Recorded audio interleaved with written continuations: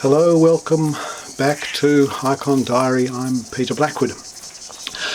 I have been privileged to know a few of the faithful servants who are remembered in the calendar of other commemorations of the Uniting Church in Australia, and Fred McKay was one of these.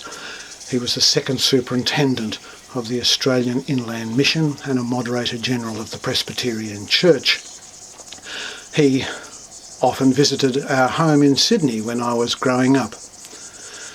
My acquaintance with Fred was also accompanied by an affection for the outback and the work of the AIM. When I was a teacher, I spent many of my September holidays touring the outback with friends. I drove the Birdsville and the Streslecki tracks. I visited the Digtree and Uluru and Mootwinji and many other places besides.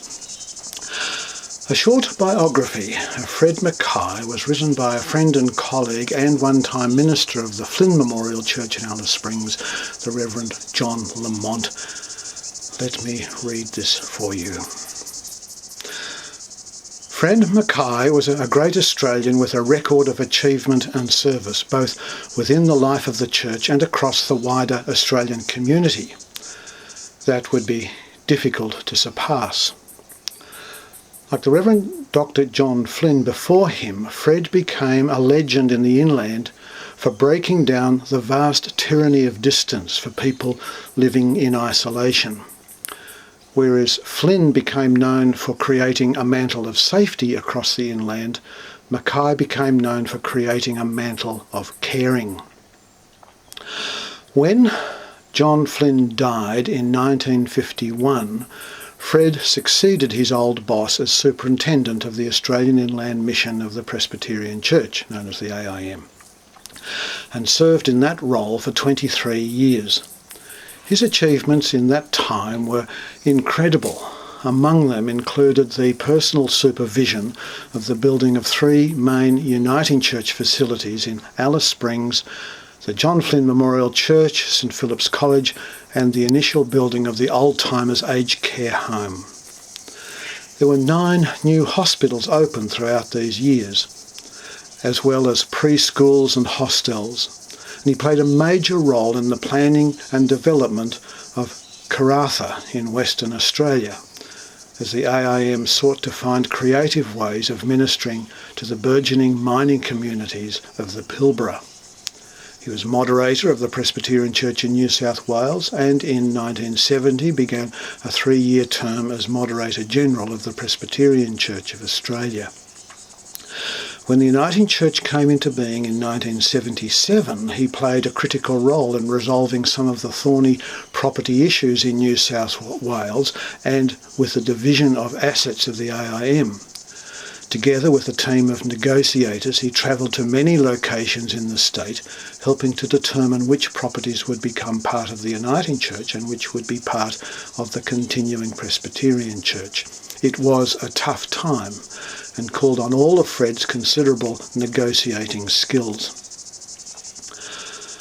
Throughout his long life, Fred McKay was regarded as a friend and confidant by thousands of Australians from all walks of life. He died aged 92 in March 2000 in Richmond, New South Wales. And at his funeral service and at subsequent memorial services held across the country, he was honoured by Prime Ministers and Governors-General, parliamentarians, corporate and ecclesiastical leaders, battlers from the outback, as well as members of the Australian Armed Forces who served overseas in World War II. All regarded Fred as a personal friend. And he was their friend too, for he had genuine love of people and the great gift of making a person feel like the most important person in the world. A great Australian he might have been, but he first and foremost was a man of God. Born in 1907, one of 9 surviving children, he grew up on a sugarcane and dairy farm near Orcaston in North Queensland. Throughout his life, he had a strong sense of destiny and a powerful awareness of the call of God on his life.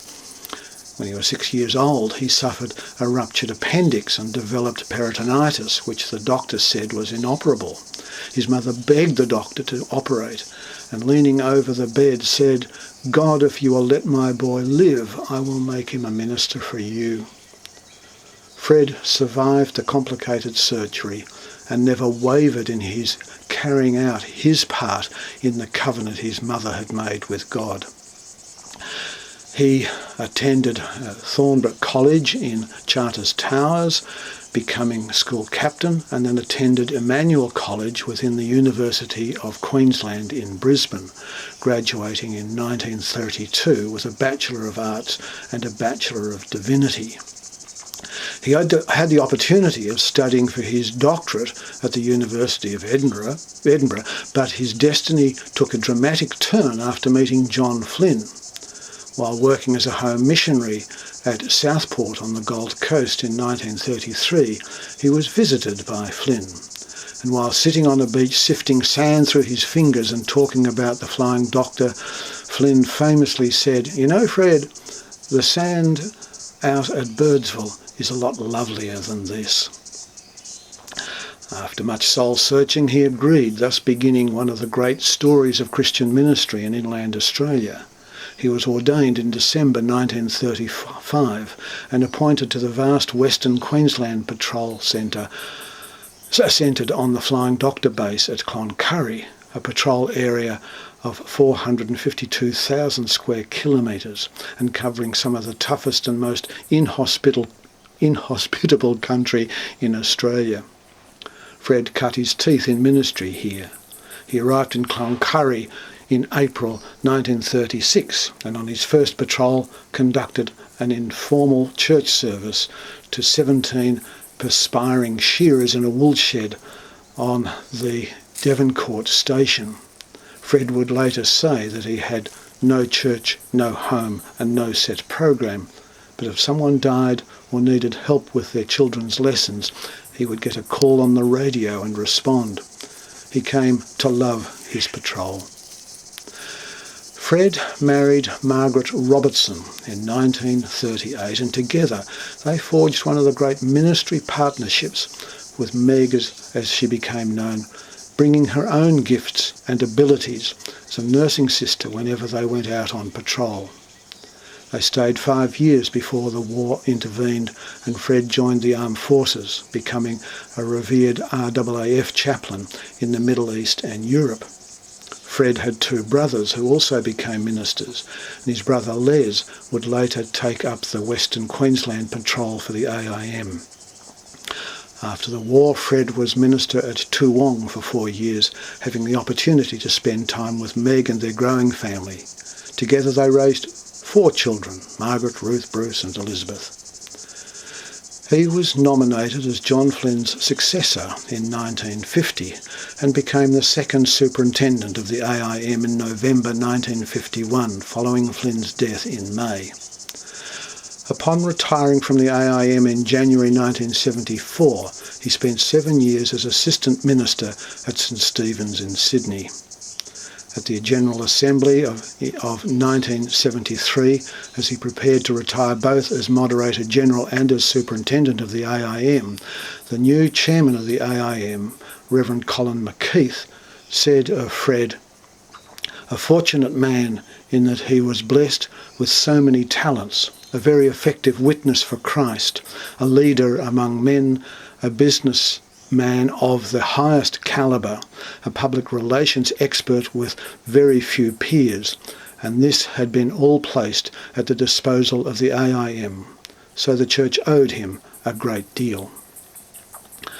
Fred McKay was honoured on 3 separate occasions by Her Majesty the Queen with an MBE in 1953, an OBE in 1965 and a CMG, the Commander of St Michael and St George, in 1972, and he received an AC in 1999.